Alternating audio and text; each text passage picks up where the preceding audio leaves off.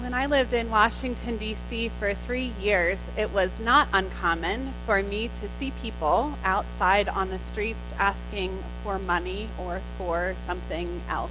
It was a pretty typical occurrence. But there is one individual that I had an interaction with that has stayed with me for a pretty long time now. My friends and I were walking to a pie restaurant on a Thursday night after our last class for the week. And it was about this time of the year, so it was pretty cold outside in the evening. And the restaurant was similar to the Pie House one that you may have seen in downtown Carlisle. But outside of this restaurant stood a man asking for money. Now, my friend who I was walking next to was closest to this man. And so she said to her in her usual cheerful way, "Have a good night." She acknowledged his presence and his humanity, wished him well, which is a lot more than most people do when they come upon someone who's asking for money on the streets. But as I walked into the warmth of that restaurant, I heard him say, "I'm not going to have a good night because I'm cold and I'm hungry." And I had this difficult conversation in my head as I stood waiting to order my food. Because there was this special price for a full meal to get a savory pie and a sweet pie. And my friends were all going to do that, but I wasn't really hungry enough to eat 2 slices of pie. I didn't have to eat 2 slices of pie, and I could have easily bought both and given one to the man outside who was cold and hungry. We're faced with those decisions pretty often. It might be that tip jar at Starbucks, or maybe the tip line that's on a receipt that you get handed at a restaurant where there isn't a wait staff. Do you skip that line when you go to sign it because you don't have a waiter or waitress waiting on you? Or do you write a number down knowing that that will then be looked at by the cashier that you hand the receipt to? It won't be long before we start seeing those little red buckets outside of Walmarts and other places around town. And you know what they are before you even see them because you hear the jingle of the bell. So what do you do when you hear that sound? Do you quickly search in your pocket or your purse for some spare change? Or do you quickly strategize how you will avoid making any eye contact with the bell ringer, or seeing if there's a separate door that doesn't have a red bucket next to it that you can enter in? Or do you just walk by normally without doing anything? What makes us choose to give or to not give whenever the opportunity presents itself? Or what makes you give here when you come to church? As I mentioned before in my skit with Anne, it's awkward to not put something in the plate, right? Even if it can be assumed that someone is giving online. Do we give because we feel like someone is watching us? Do we give because we feel like we need to be seen giving? You know, I heard from another pastor once about an usher who confessed that he actually watched what other people put in the plate as he passed it around during the offering time. Now, this is a true story. One time, while he was collecting the offering, he passed the plate to a very wealthy doctor, and he watched him put a $5 bill into the plate. And the usher was so dismayed at this that he picked up the $5 bill out of the plate and he handed it back to the man, saying, "If this is all that you can give, then you need it a lot more than the church does." Yeah, he was no longer allowed to serve as an usher after that. What makes us compelled to give? You know, like me, you may have grown up knowing the story of Zacchaeus through the children's song about Zacchaeus being a wee little man, and a wee little man was he. But every time that I read that story, I feel like I have more questions than answers. My questions are similar to the ones that I've already asked you all today. What makes Zacchaeus vow to give to the poor? What we know from reading this story is Zacchaeus is a tax collector, but he's not just a tax collector, he is the chief tax collector. This means that he was very wealthy. We also might say that Zacchaeus is short in stature. A little fun fact that I learned in seminary was when a professor told me a mind-blowing interpretation that the scripture never clearly says whether Zacchaeus was short in stature or if Jesus was short in stature. Because verse 3 reads that he was trying to see who Jesus was, but on account of the crowd, he could not because he was short in stature. We don't know who he is in the story. It could be Zacchaeus or it could be Jesus. Either way, Zacchaeus climbs this tree to get a better view. And you know, if Zacchaeus wasn't physically short, he was short in his standing with most of the society. They all grumbled when they heard that Jesus was going to be Zacchaeus' guest. And so after we learn all of this about him, what strikes me is his vow at the end of the story. Zacchaeus makes a vow to give half of his possessions to the poor, and then he vows to pay back 4 times the amount of anyone that he has defrauded. But my question is, why? Sure, we could think that Zacchaeus is really genuine and that this is a repentance story. And maybe it is, but there's no sense of Jesus calling Zacchaeus to repentance. There's no sense of Jesus then commending Zacchaeus' faith or his change of heart after he makes this vow. Jesus simply gives him a blessing, and a blessing that's not even based on anything Zacchaeus has done, just a blessing because he's an Israelite. He says, "You are a son of Abraham," like all of those who were also in the crowd. But this vow also comes right after we hear about the grumbling crowd. And before that, Jesus just tells him to come down from the tree and tells him that he's going to stay at his house. There's no big convicting moment or big speech about repentance or stewardship or giving. So is he making this vow in response to Jesus' presence? Or is it in defense of the crowd's complaints? Is Zacchaeus trying to save his reputation? From here, we really don't know if Zacchaeus follows through on the promise that he makes. Well, we've come today to the last of John Wesley's 3 rules for money. The founder of Methodism instructs in these rules to earn all you can without doing harm to yourself or people around you. We heard about that 2 weeks ago. Last week, we talked about the second rule, to save all you can by limiting frivolous spending. And then the last rule is to give all you can. And so when it comes to John Wesley's final instructions, he writes the following: "Let not any man imagine that he has done anything barely by going thus far, by gaining and saving all he can, if he were to stop here. All this is nothing. If a man go not forward, if he does not point, all this at the farther end." Now, Wesley later explains how we like to believe that we ourselves are the proprietors of our bodies and our possessions and our resources. But then Wesley goes on to write, God placed you here not as a proprietor, but as a steward. As such, God entrusted you for a season with goods of various kinds, but the sole property of these still rests in God. So what do you really think of this? Do you really believe Wesley's words here? Are the possessions that you have, are they yours because of all the hard work that you've done or because of your remarkable talents? Or are they resources that have been entrusted to you by God for a season? One of my favorite pastors and authors, Donna Sokol, writes the following: "Making the switch in how we see ourselves as owners or stewards has an enormous impact on how we use God's wealth, but it also impacts our overall happiness. In fact, it's the secret to gaining life that really is life."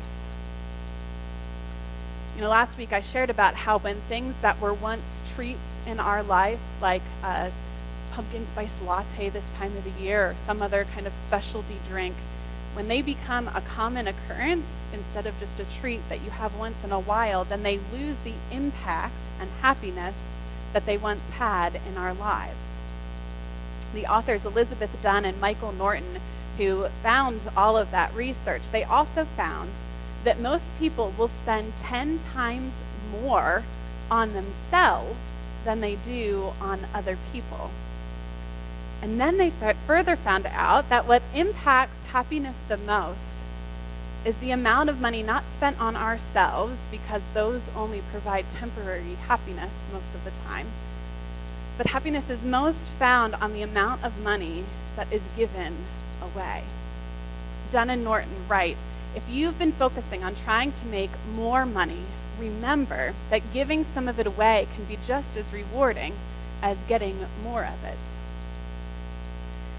Now, I always try my best to see the best in people. I like to see the best in people, so I like to see the best in Zacchaeus. And in his story, Jesus sees him. Jesus sees him humiliating himself up in a tree in order to catch a glimpse of him. And when Jesus sees him, he knows his past, he knows his sins, he knows the ways that society has knocked him down, he knows all of the ways that he has defrauded others and become people's worst enemy. Jesus sees him, and yet he still wants to be a guest at his house. And because Jesus really sees Zacchaeus when no one else does, it becomes a complete game changer for him. I think Zacchaeus gives because he realizes, and just seeing Jesus, seeing him, that a life lived with having so much stuff is really no life at all. That's certainly not a life that's filled with joy. Zacchaeus gives because he realizes that the only way to really live his dream is to give his money away to those who are also not seen by other people. I think Zacchaeus really found the joy that comes with giving. Do you find joy in giving? We find examples of joyful giving also in the Old Testament. When we talk about tithing meaning giving the first 10% of the resources that God gave to us back to God, we're referencing a practice that God instructed to the Israelites.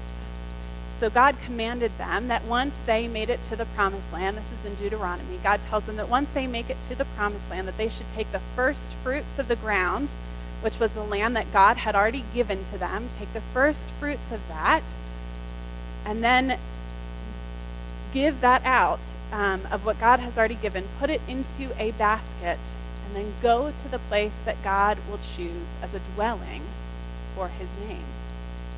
And so the Israelites, I think they gave not out of obligation or not out of guilt or duty, but I think they gave out of a gratitude for all that they had and all that they had received from God. They ordered their lives around their relationship with God by giving, and that giving was then used in joyful festival that they had with one another that included great food and strong drinks and dancing. It was a party. And I think Jesus is talking somewhat about a party when he says to Zacchaeus that salvation has come to his house. It clicked for Zacchaeus. He gave out of gratitude for Jesus recognizing him and seeing him even in all of his brokenness. And so Jesus then responds to Zacchaeus' vow saying, that is what salvation looks like. Let's party. And I've said it before. When Jesus talks about salvation, it's not just about what happens at the end of our life. Zacchaeus hasn't just been saved so that he'll go to heaven when he dies. Salvation starts right here and right now. It transforms every part of our life, and it changes our hearts, and it changes the way that we live, including the ways that we use what Wesley calls the most excellent gift, our money. You see, I think these rules that we've been talking about, they aren't rules about raising money for the church. That was never Wesley's intention. They're about becoming more like Jesus. And I think becoming more like Jesus isn't about giving until it hurts, like some people instruct others to do. I think becoming more like Jesus is giving until it feels good. Doesn't it feel good to give to something that is greater than yourself? Now, I'm not positive, but I think becoming more like Jesus would have looked like giving that extra slice of pie that I shouldn't have eaten to the man that was cold and hungry outside in the middle of DC years ago when my friends and I were out celebrating the end of a long week of classes. Because in the end, even though we were celebrating, that pie didn't really make me happy, at least not happy enough to remember it. But seeing that man's face, if I had given him a piece of pie, that would have been happiness. Giving it away would have brought me joy. So many of you have received commitment cards in the mail, or you see them in front of you in your pews right now. And they're inviting you to make a commitment to how you will live your life in relationship to Jesus and our church in 2020. So as you look at these cards, you may find it's not all about money, and you may find that the first box that you're invited to check is actually maybe pretty easy to do. We'll pray daily for our church and our mission, and I will attend worship faithfully. You are doing one of those two things right now. And you may find that the second box also isn't too hard to check. I will be active in ministry within Mumsy and involved in a mission in our community. Many of you in these pews are doing that exact thing right now too. But when it comes to writing a number on the bottom of this card, that can be the difficult part.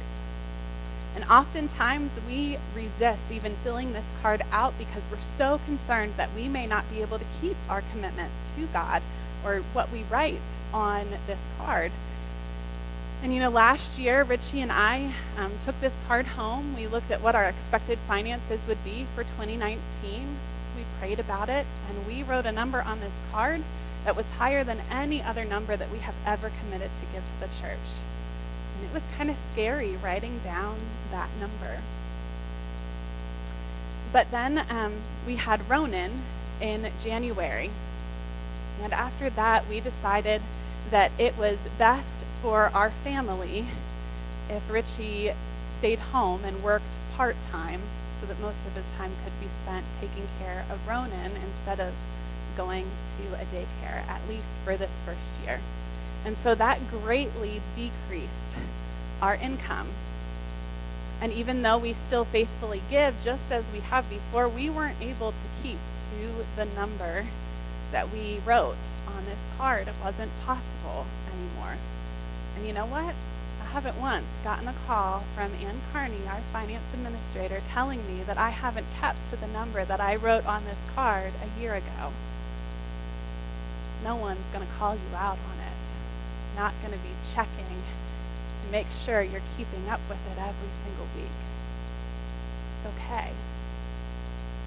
We invite you to fill out this card and to turn it in to us because it does help us as we try to faithfully plan for the future. We try to be good stewards of our money, so knowing how much we can expect in 2020 helps us to be good stewards of what has been given to us as well. But you know what? This card is a lot more about you, the person filling it out, than it is about us. Looking at your expected finances for next year and then praying for God's guidance and how you will use and be good stewards of what God has already given you. And then writing a number on this card is a commitment that you make to God. It's between you and God, what you write on here. And in that practice, you're saying, all right, God, the future is so unknown. It's so scary. We don't know what to expect. We don't know where we'll be a year from now or throughout this whole year. But we do know that you, God, are faithful. And all that we have is yours already. And so I commit to giving back to you this amount in joyful expectation of all the good that you will do with it. And I also trust that you will provide for all of my needs when I decide to first give back to you. Friends, that's my prayer for this coming year. Will you join me? I invite you to pray with me now. God, it is so hard. It is so hard to talk about money. So hard to talk about what we do with the money that you entrust to us. And we wish, God, that money wasn't such a difficult thing to talk about. We wish we didn't have to manage our money or worry about money or worry about how we're going to make ends meet. We wish we didn't have to care about it. But God, money is good. You have told us that money is a good gift. And it's all yours already, God. So help us to know how we can use that good gift. God, only you can tell us how we're supposed to use it. No one else can do that. So guide us, God. Enter into our hearts and show us what you would have us to do. For we long to work with you, God. And working with you and following your guidance and wisdom